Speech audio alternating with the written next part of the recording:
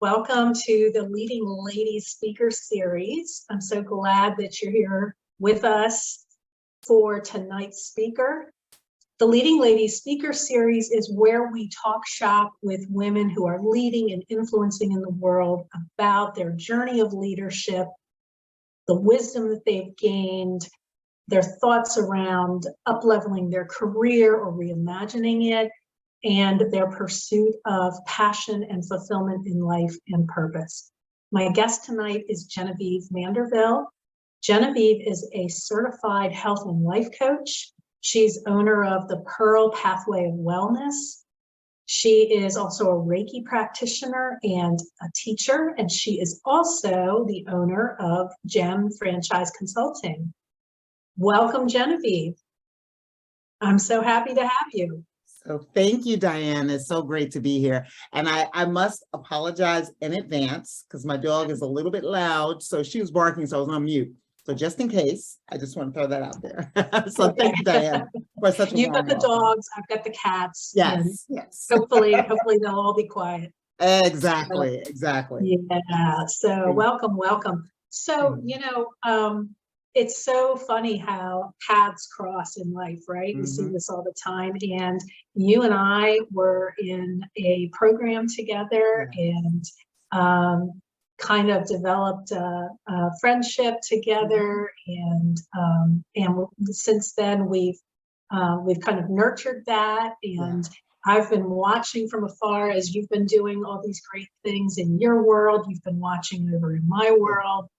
And I'm just so honored to have you here with me tonight, kicking off this whole series that I've created to kind of share with women all of the wonderful things that women are capable of and that women are doing. That's right. So, awesome. That's why I wanted to speak with you, because you're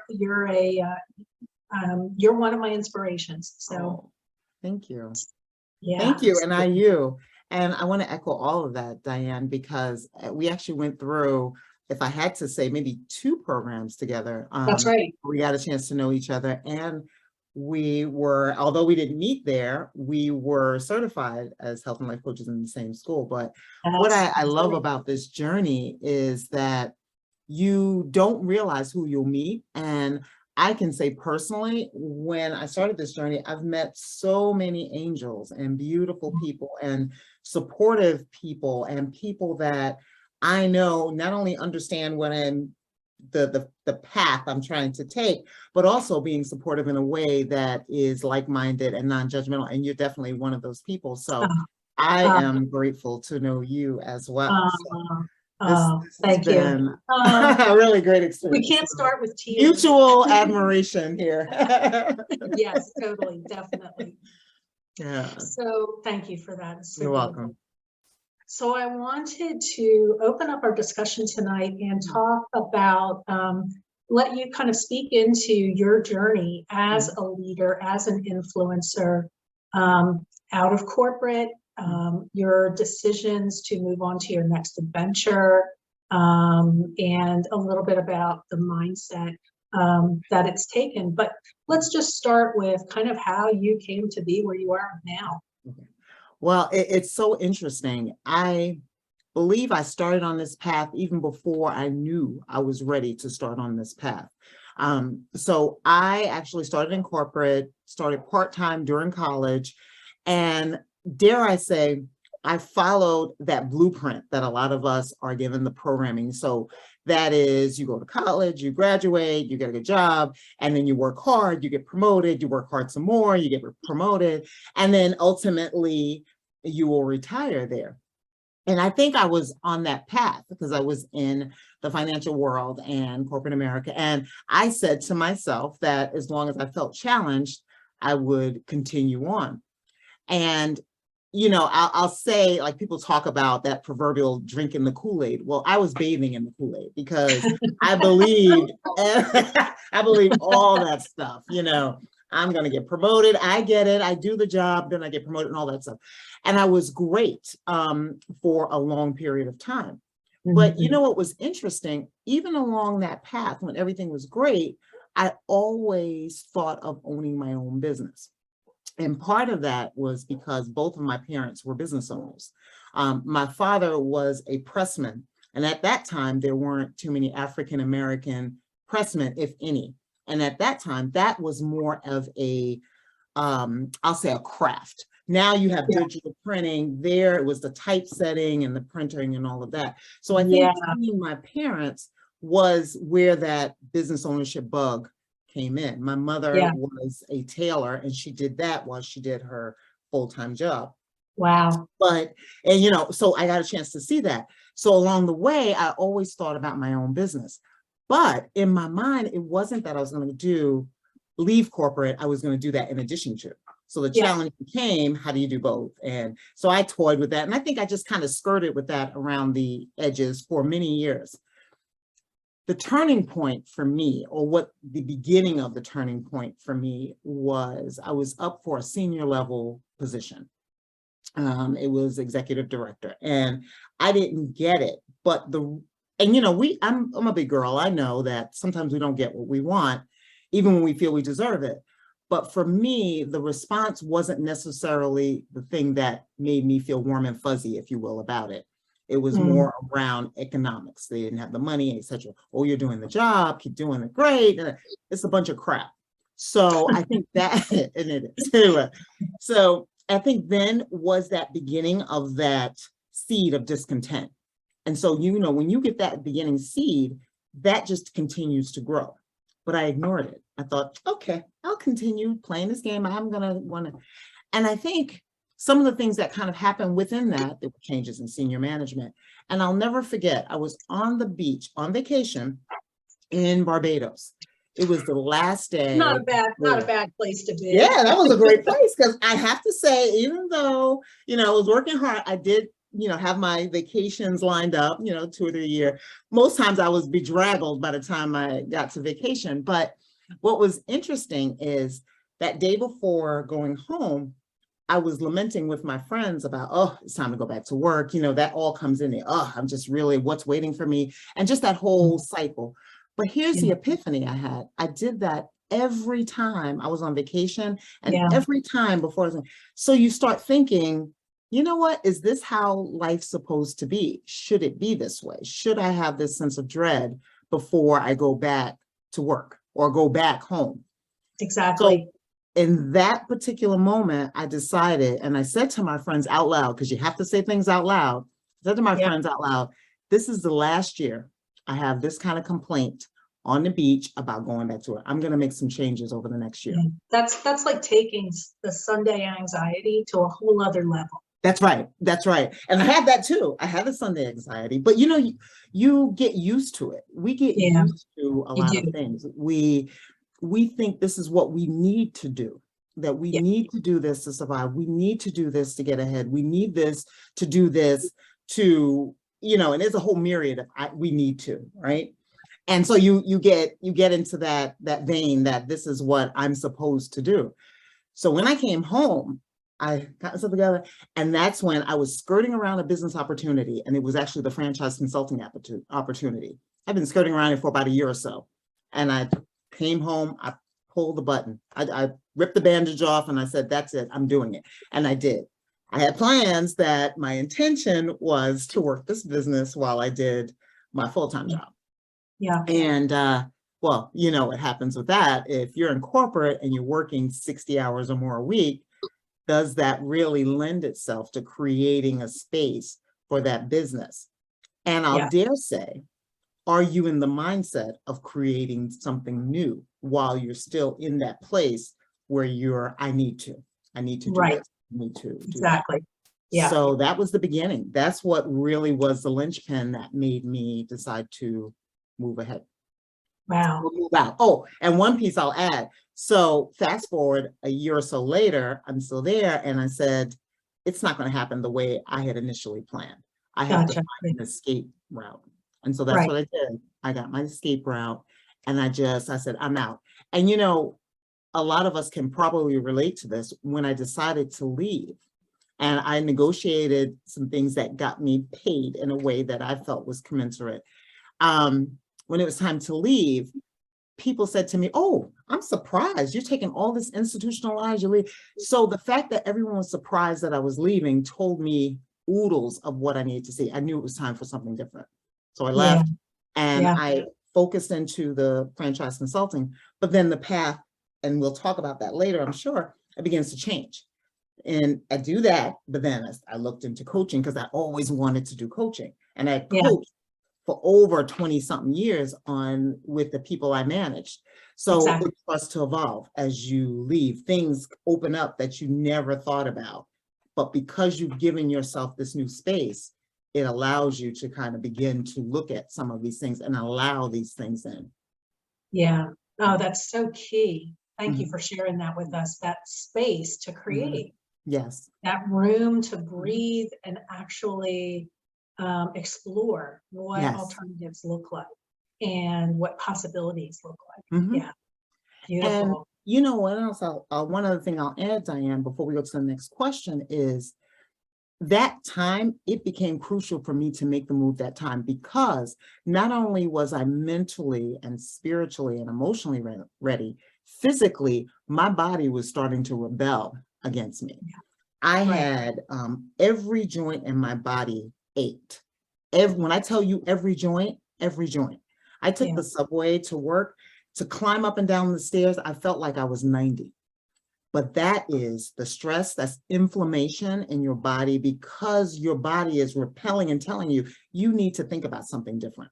And Yeah. so I knew I needed to listen to that. Yeah. Yeah. Mm. Gosh, that's so Mhm. key. That's so important. And we ignore those things. I That's mean, your right. story is in many ways like mine. Yeah, that's And right. I, you know, yeah, your body is just telling you that, that, and I think that that's another thing that we ignore is That's right. we ignore that and we push through it. That's right. We think that that's what's expected. That's right. And then time goes by and you end up sick. Yeah. Yeah, you do. And I'll say other things were happening in my body. My blood pressure was higher, I Yeah. had, some other things that I was battling. And I think the only thing that kept them at bay, it was the fact that I was really focused on eating properly and Yeah. eating whole foods and putting great things in my body.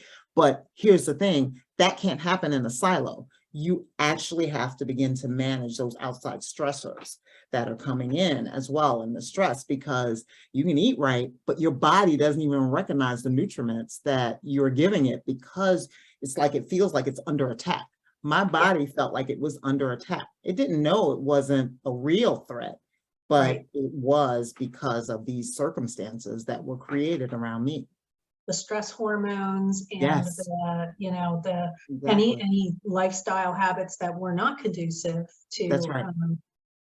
to feeling healthy. Mhm. Yeah. Yeah. And I do want to say also that it looks like we have some folks on. If you are coming on, if you're having any trouble with the video or the sound, let me know. Drop a message in the chat. And if you have any questions for us, drop the question into the chat. We will have a designated Q&A period at the end of this discussion tonight. So we will get to your questions.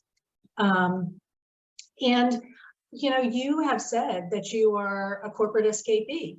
Mhm. And and just to be kind of clear, when we talk, I talk to a lot of women who have left that world, but not to Mhm. say that there's anything wrong with staying in it Mhm. or That's moving right. up in it or moving to it, for Mhm. sure. But wherever you feel called That's right. to listen to that calling. And if it means leaving that for Mhm. health or for dreams or for some other reason, Mhm. um, that Agree, it's really agree. And important. I'm certainly not saying if you want to Yeah, stay in the corporate world that it's not right. yeah, But what I want to offer about this, and based on my experience, is that there is another way. It does not have to be this way if yes, you don't enjoy it, or if you don't feel compelled to be there, or you're there because I have no other option, or I feel I have no other option, or I'm here to pay my bills, which I'm not scoffing at. We need All to pay our valid bills. reasons. Yeah, exactly. It's a valid reason.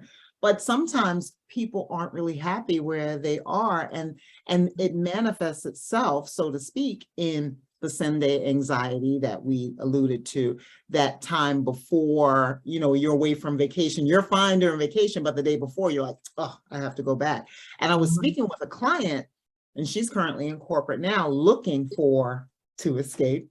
And she said, I specifically do not travel back on the day before I'm due back to work. So she travels earlier because she's trying to combat that anxiety. But you see what we do to ourselves. It's like this negotiation to avoid certain things and not get to the root. And the root of it is we're just not happy where we are, or we're not fulfilled, or, we could go through a list. I'm not valued. I don't feel valued. We go through the whole laundry list. They're not recognizing me. They're not listening to me. That's right. Stealing my ideas. Yeah, exactly. Exactly. Yeah. Exactly. Yeah. So tell me, tell our audience, what is it that you feel most passionate about? What lights Genevieve up? What I think I feel most passionate about is offering people an option. And right now I'm going to specifically zero in on women, offering women the option to pursue something they're passionate about, something they love, something that maybe they put on the back burner or just hid back from, I don't know, high school, and they would like to pursue that, and showing them the way, showing them how you can get out safely, how you can start to think about things holistically, your finances, your family, negotiating. How do you change your mindset? How do you begin to choose you in a different way than you've ever chosen? Well, I'll dare say that you've never chosen you. And what's interesting about that, I could see from myself, that's how I was. I needed to do these things. Like, I needed to be a certain way in corporate America. I needed to be a certain way in my relationship. I needed to be. My narrative has changed a bit now, or a lot. It's that I get to choose. I choose to be this person, and that person that I choose to be is different than the person I thought I needed to be in corporate America. And that's different. And I love to show women that there is a difference. There is a difference between surviving and literally, the operative thriving, but thriving in a way that you may have never thought about. And that requires a little bit of shifting. But I know I've done it, and I'm sure this can happen for other women. I'd love to see women be empowered and just feel like, woo, this lights me up. I love my job. I love what I do. I love my lifestyle. And it becomes a lifestyle. Because you say, exactly, it's no longer considered, what your job is. Yeah, exactly. And you were really at the top of your game in the corporate world. Do you feel like that you were, because you had you were over an entire a division, I think? Yeah, I was responsible for well, right before I left, I moved to a project management role where I was responsible for a number of the strategic initiatives that were happening in our space, looking at root causes of risk that happened. But before that, I was responsible for, it was probably about, I would say 12, at the top, it was like 12 to 14 markets of the Northeast. And so that was not only a team of people, that was also managers of those individuals. So pretty large. And I remember there was one time I had 29 new employees added to my team. So it was like my team had exponentially, it was like 100%. And so I had to get creative on how I was going to bring these people up to speed. So and what was interesting, what I implemented, they started using as a business because it was effective, and it showed you how you could handle an onslaught of new employees with less management staff. Yeah, So, yeah, so yes, I did. I had a lot of people I was doing. I managed constantly. I think all my career felt like I was managing people and yeah, like a right, right. babysitter, timekeeper, and all that stuff. And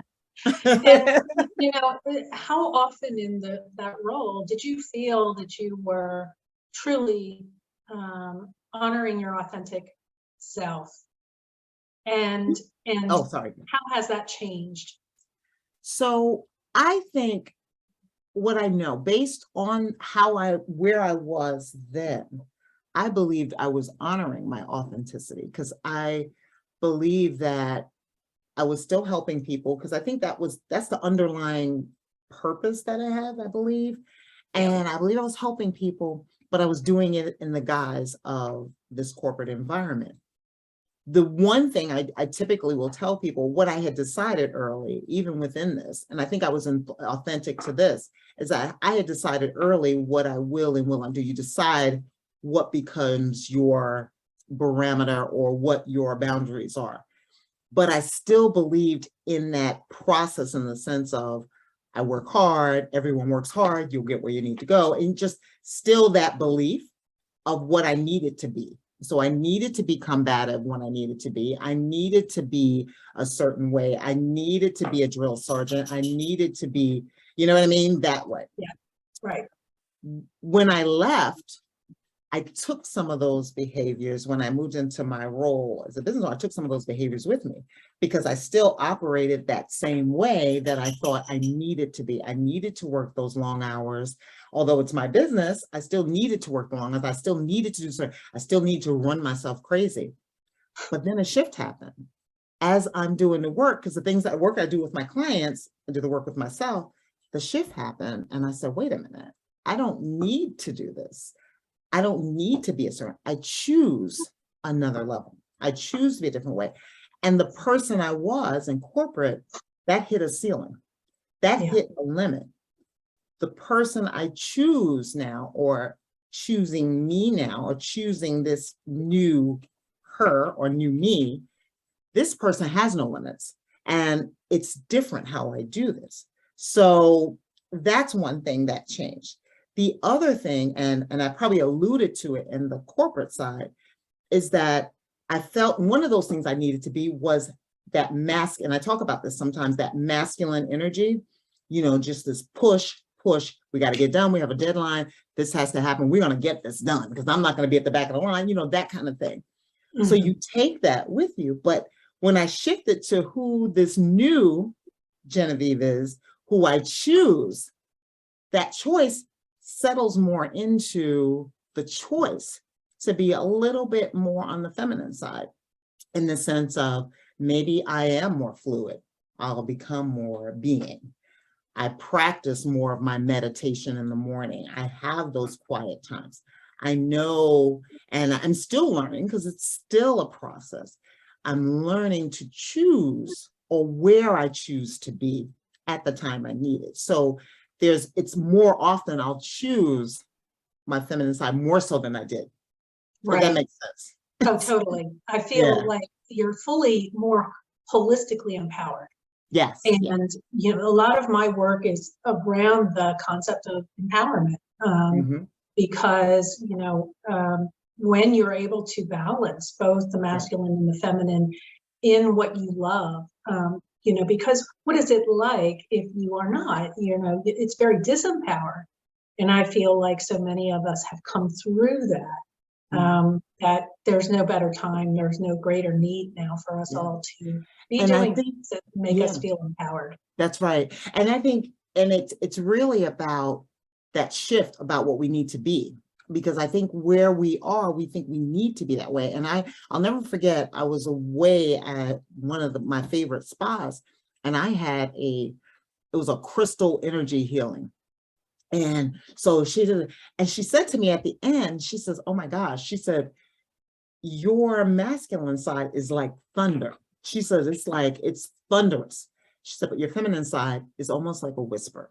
And that aligned with who I thought I needed to be, because within that environment, you're not if you get a little bit where you raise your voice, oh, don't mean to get you upset. Oh, no need to get emotional about that. And I can't stand that crap when they used to say that.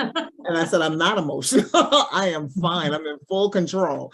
So you garner your emotions. But what happens when you do that? You take that to your outside life. You take that home. You take that in all of your relationships. You take that in every other interaction. And oftentimes that's not that place you need to be that person or need to be that energy. So the change that happened is making the choice. I don't need to do these type of things. I get to choose the space. I get to harmonize my energies as to what is needed when and how, if that makes sense. Oh, it totally does. I love that. That's Mhm. still a lesson that I have been teaching myself. Yeah, Because coming from that corporate mindset Yeah. of 20 years, you're feeling like, things need to be extremely structured. that's right. And, and I struggled with that. I Mhm. struggled with that structure. That's right. And so now, learning to, I get to make that decision about how I want it to look. And it's very freeing. It can be anxiety causing. But ultimately, I teach myself to step out of that old right. patterning. So That's right. And tell it is, me, it's continuous. It's because we're yes, constantly evolving. We get new situations, we push ourselves to another level, if you will. And so it's constantly, but once you have that sense of you, and as one of my clients used to say, the tools, but I'll soften it out the tools, but you know this and you become more aware and more connected to that. And, right. so you can Yeah. see it, so to speak. Genevieve, what is the legacy you want to, I think you kind of alluded to it a bit with what, your passion is, but maybe there's something additional there. What's the legacy that you want to leave? So definitely that empowerment piece for women, but also I feel strongly about younger women that are coming up. I want them, and the age I love is like that 5 or 6-year-old, because they don't know about being scared. They don't know about limitations. They see themselves as being able to do that, whatever they want, whatever they choose to be, and whatever that is. They see problem solving, like, oh, if it doesn't work, I'll just do it this way. But somewhere along the line, and all of us were like that, but somewhere along the line, we get pulled into what's expected of us, some other additional programming. We're supposed to be a certain way. What I'd love to be able to impart to women as they go forward, not only just us, our generation, but also for those younger women, showing them that nothing is impossible. Go through life being fearless. Try something once, even if it doesn't work. It doesn't have to be perfect, because that's another thing, perfection. We've got to make, I know for me, it was like it had to be perfect before I do it, but you get stuck in, or I call it the curse of being perfect. You get stuck there and you get nothing done.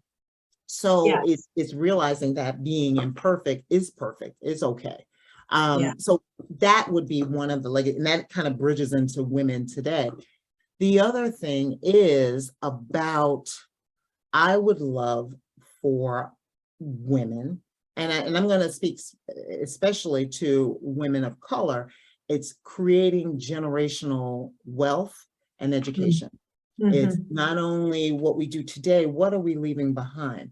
And getting us to think about things more today, such as, and which is why I love the franchise consulting space. It's, think about building your empire, start today. And there are ways we can do that. Many of us, oftentimes, and we don't think about it, but we could actually start, even if it's starting small, we can start that path to building more of a legacy for ourselves, or even for our current generation and the next. We can do that, and just empowering us to take control of our bodies, our mind, our future, our monies. It's endless. So that's that piece, showing folks that this is possible for you. It can happen, and it can happen in this lifetime. I won't say today, because nothing happens today, but it can happen. And I can say to folks, if you start today, next year, this time, you will not be in the same place. you would not be in the same And place. it's funny that you use the word building that empire. Mhm. Like you just roll that right into, in your vocabulary. Yeah. There's so many people that probably are just like, what empire? That's right. Why not? I just Why want to get to not? Friday, Yeah. Why not? We're not used to, and I won't say general because there are women out there thinking that way. But as a rule, when we're growing up, that's not really conversations that we're having or No, it's not. conversations that people are saying to us that, yeah, you could do that. Why not? Why can't you have, build a city? I don't know. I'm just throwing stuff out. Build a Right. city and have, new equipment for everyone, for all the hospitals in the city. But that's possible. That's possible, and so I think it's that piece, just showing people that it absolutely, you're only limited by what your thoughts are. And if Yes. you can start to believe that it's possible, forget how we're going to get there, because we get caught up in that too. How is it Right. going to happen? Doesn't matter. But if you could possibly believe, it can happen for you. Yeah. I remember one of the things, and this is some of the advice people love to give you advice when you're going on a different path. And someone said to me, well, you should pick one thing and do well at that. But as you know, Diane, I was doing a couple of things at the same time. Yeah. But my mind, I was thinking that if one thing was a little quieter, I'd have another thing that was earning me some money, and then another thing. And then I'm thinking, why not have multiple ways I could earn income? That's Right. where we need to be thinking about multiple ways that we can earn income. So we lose something, then we still have these other sources of income. And so this is the antithesis of corporate America, because we work that job, we're looking for that job to provide us with everything, but it's not safe, because if we lose that, what would it take for us to rebuild that? Or what would it take for us to be sustainable after losing that? But if you have 6 or 7 streams of income or streams of revenue, you lose one, you got the other 6 that you can bolster. Yeah. That's where we maybe you don't need 6 or 7, maybe just a couple at a time, and see, Right. if that affords you a little more momentum, a little more flexibility. It could be. And also the 7, I'm just using 7, just throwing it out there, but even the 7, it doesn't all have to be things you work. They could be things that are passively happening. So it could be an investment you make, and there are investments out there that you can it doesn't take you a lot of money. It could be, I'm going to throw in there, it could be dividends from stocks. Well, yeah, granted, the stock market has its moments now, but if you're in one that I've gotten a dividend check, and it can happen still. So it's only that, and no one says it has to happen right away, but you just need to have that openness to think that that is possible. Absolutely. Absolutely. I'm going to be asking my speakers to offer up 2 or 3, what I'm calling pearls of wisdom. Okay. And that's just so perfect for you tonight, being that, your business is the pearl pathway. Yes. And I know about your pearls. So what could you share? Okay. Well, I think one of the things I would share is that release, if you can, release the need to do something. We don't need to do anything. Today, start thinking of that word differently, is I get to, or I choose to, the phrase, I get to do XYZ, I choose to do. And I tell you, as you start to say that, it just changes things for you, because you're like, wait a minute, I don't need to do anything really. That doesn't have to work.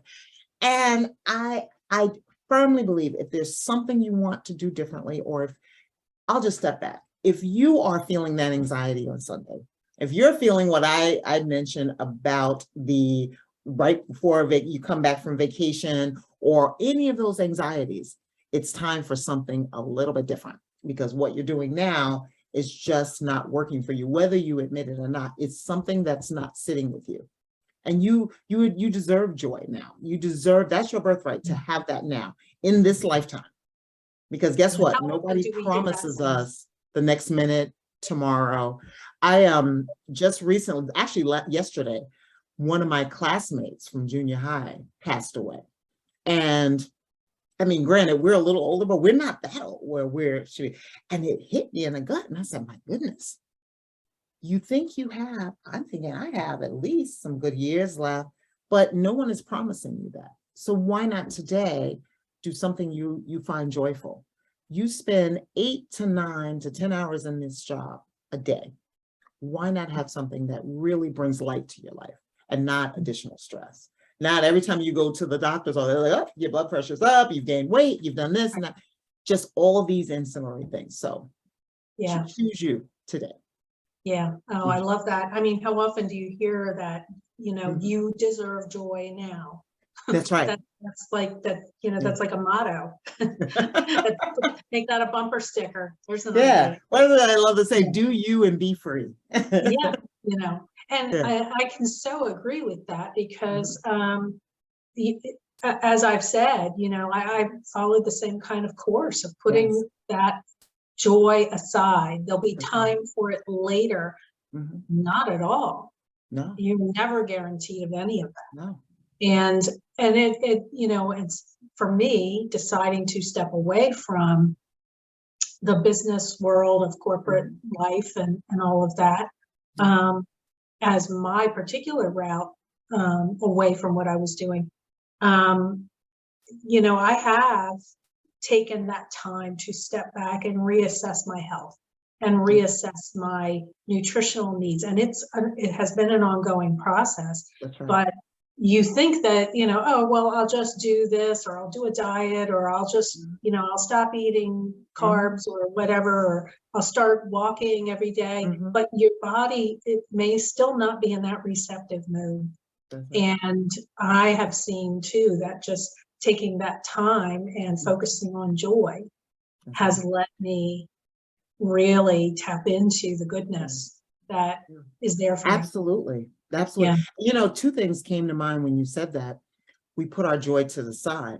But here's the thing, when you step out of that office for the day, you don't ever pick that joy back up. So you get used to putting your joy to the side, and you do it in everything. Every area of your life, you put your joy to the side, and then you just get used to not having the joy.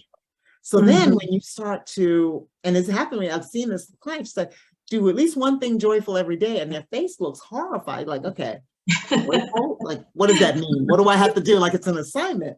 Yeah. But it's we get conditioned because we don't even, that's foreign to us to have joy.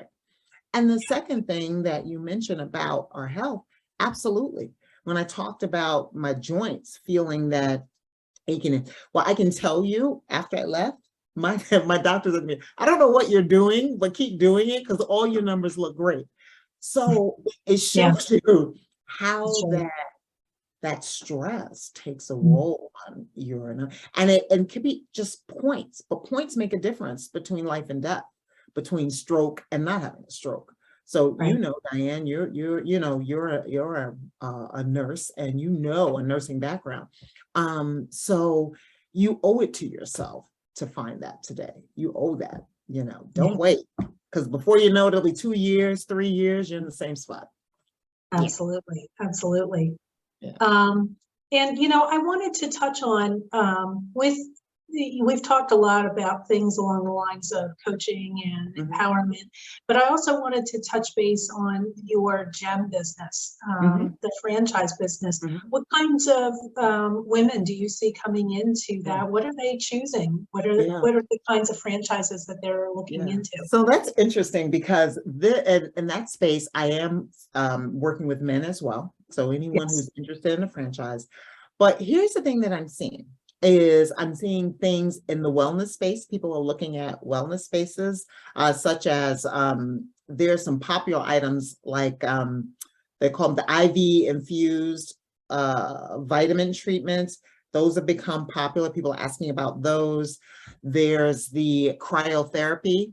People are asking about, there's a franchise for that. And interestingly, I actually went there at the invitation of a franchisor to check it out. It was pretty cool. It's like stepping into a freezer, but it was pretty amazing.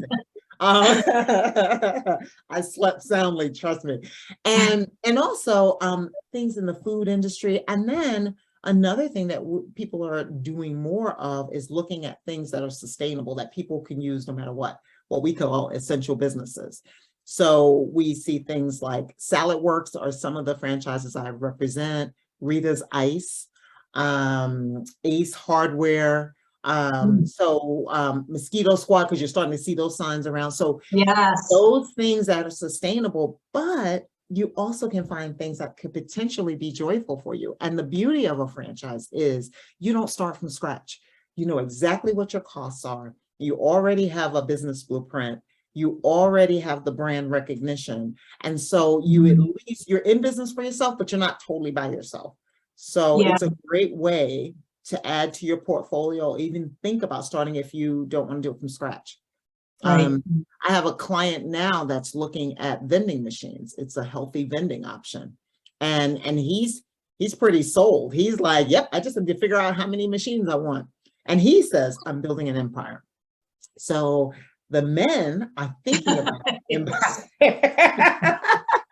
The men are thinking about empire, and the women aren't necessarily saying that. And today I had a client and I said to her, had you thought about more than one unit, or, you know, creating this space for yourself that continues to grow like an empire? And she says, empire, that is great. You know, but it's like we don't. That's funny that came up.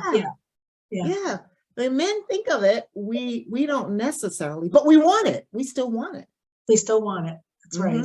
We still want it. Yeah. Good stuff.